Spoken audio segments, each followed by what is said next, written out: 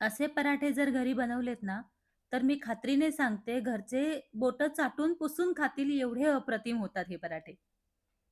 नमस्ते. Priya zone रेसिपीजमध्ये आपलं स्वागत आहे. आज तुम्हाला आलू पराठा बनवण्याची थोडीशी वेगळी पद्धत दाखवणार आहे. कशी बनवायची ते दाखवते. चला. आता सगळ्यात पहिल्यांदा काय करायचं, बटाटे आहेत ना, ते कुकरला लावून घ्यायचे. साधारण 3 शिट्ट्या करायच्या बटाट्यांच्या. फार जास्त शिजवायचा नाहीये. म्हणजे नॉर्मलच शिजवायचं आहे. खूप जास्त त्याचं असं म्हणजे अ, भुगा होईल अगदी इथपर्यंत आपल्याला शिजवायचा नाहीये. तर ते कुकरला 3 शिट्ट्या देऊन घ्यायच्या. मी छोटा कुकर वापरला ह्याच्यासाठी.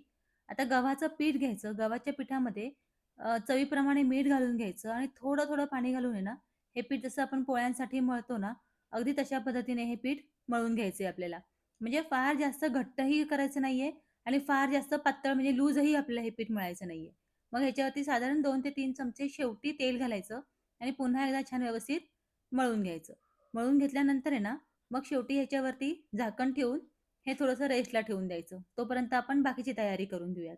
बाकीच्या तयारीमध्ये आपल्याला मिरचीचा आणि लसणाचा ठेचा लागणार आहे याच्यासाठी. तर मी साधारण 5-6 मिरच्या आणि 10-12 लसणाच्या पाकळ्यांचा ठेचा बनवून घेतलाय. बटाटा इथे आपला उकडून तयार झालेला आहे. तो थंड करत ठेवला होता. त्याची सालं काढून घ्यायची सगळ्या बटाट्यांची. बटाट्यांची सालं काढून झाली ना, की हा बटाटा शक्यतो किसून घ्या. स्मॅश करून किंवा हाताने कुस्करून घेऊ नका. तर तो किसून घ्यायचा. म्हणजे काय होतं, एकसारखा तो बटाटा आपला किसला जातो. म्हणजे मध्ये-मध्ये अशा कडक बटाटा राहत नाही. त्यामुळे असा किसून घ्यायचा शक्यतो.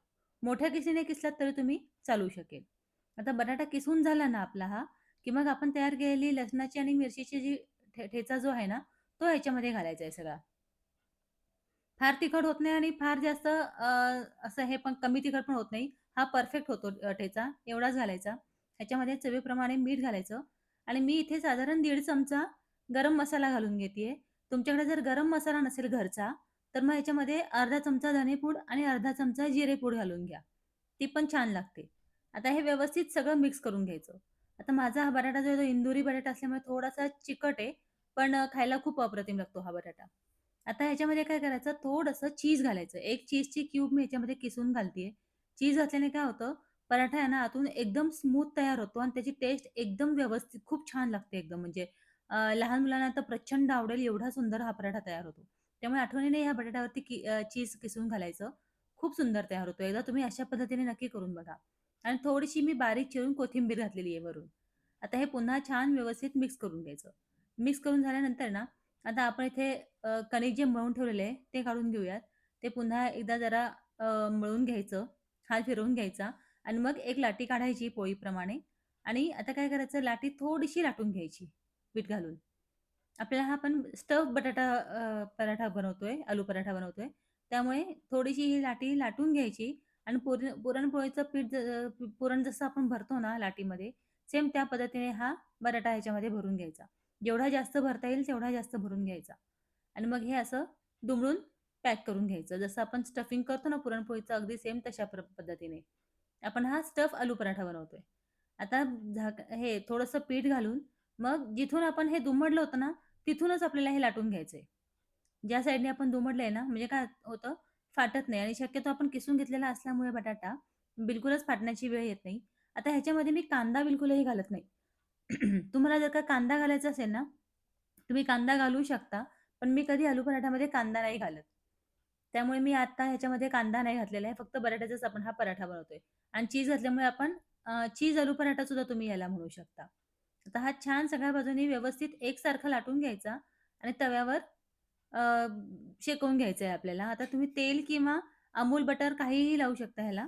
ते लावून घ्यायचं आणि मी इथे जो पराठा आहे हा एकदम पातळ छान लाटून घेतलेला आहे. जाड-जाड पराठा लाटलेला नाहीये. पातळ पराठा खूप छान लागतो खायला. त्यामुळे एकदा असा एकदम छान पातळ पराठा लाटून बघा. आणि बिलकुलही हा फुटणार नाही कारण की आपण हा किसून घेतलेला आहे बटाटा. ह्याच्यामध्ये कांदा वगैरे काही घातलेला नाहीये. त्यामुळे फाटत नाही हा पराठा बिलकुलही. दोन्ही बाजूनी छान तूप किंवा तेल लावून घ्यायचं आणि छान शेकवून घ्यायचा. खूप अप्रतिम पराठा हा तयार होतो. एक चव वेगळी येते. बरेच जण फक्त मसाले घालतात. लसूण मिरचीचा ठेचा घालत नाही. पण याच्यामध्ये तुम्ही लसूण मिरचीचा ठेचाही आवर्जून घालून बघा. एक वेगळीच टेस्ट येते. खूप सुंदर टेस्ट येते. तुम्हाला इथे आठवण करून देते, तुम्हाला जर माझ्या रेसिपीज आवडत असतील ना, तर चॅनलला लाईक, शेअर आणि फॉलो करायला विसरू नका. Facebookवर बघत असाल तर फॉलो करा आणि समजा जर का तुम्ही YouTubeवरती बघत असाल तर सबस्क्राईब करा. मी अशाच छान छान साध्या सोप्या रेसिपीज माझ्या चॅनलवरती अपलोड करत असते. हे बघा, हा दुसरा पराठाही मी छान भाजून घेतलाय दोन्ही बाजूनी. तुम्ही हा मुलांच्या टिफिनसाठी सुद्धा देऊ शकता आणि सकाळच्या नाश्त्यामध्ये किंवा संध्याकाळच्या नाश्त्यामध्ये सुद्धा तुम्ही हे बनवू शकता. खूप सुंदर असे पराठे तयार होतात. तुम्हाला ही रेसिपी कशी वाटली मला कमेंट करून नक्की सांगा. तुमची एक कमेंट आली ना की मला खूप छान वाटतं. नवनवीन रेसिपीज बनवायला एक उत्साह निर्माण होतो. त्यामुळे एक कमेंट नक्की करा. हे बघा, हा पराठा बिलकुलही फाटत नाही. खूप सुंदर असं तयार होतो आणि किती मऊ झालाय बघा. एकदा तुम्ही अशा पद्धतीने नक्की करून बघा. तुमचा पराठा कसा झाला हेही मला कमेंट करून सांगा. हा पराठा दह्याबरोबर खायला अप्रतिम लागतो. तुम्ही हा सॉसच्या बरोबरही खाऊ शकता. लसूण आणि मिरचीचा ठेचा घातल्यामुळे ना आलू पराठा खूप छान लागतो खायला.